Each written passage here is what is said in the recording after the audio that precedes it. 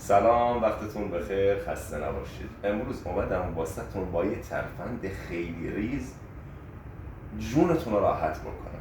خدا وکیلی میتونم اینو به جرات بگم واسه همه اون اشخاصی که میرن واسه تعمیراتشون نمیدونن این قضیه رو، یه چیزی که دقیقاً جلو چششونه ولی نمیدونن.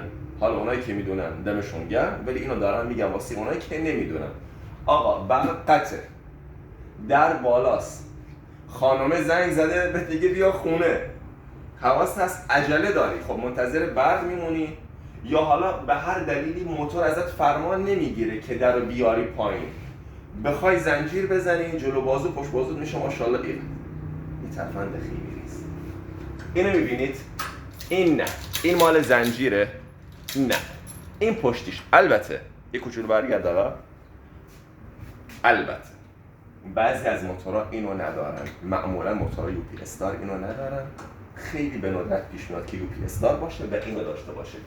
این زامنو به اندازه وزن 5 کیلو بهش زور وارد کن.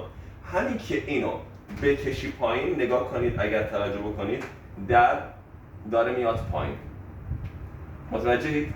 چقدر قشنگ در میاد پایین.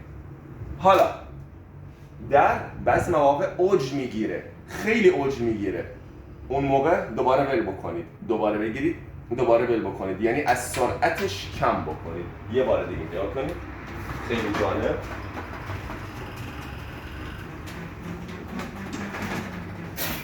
قابلتون هم نداشت.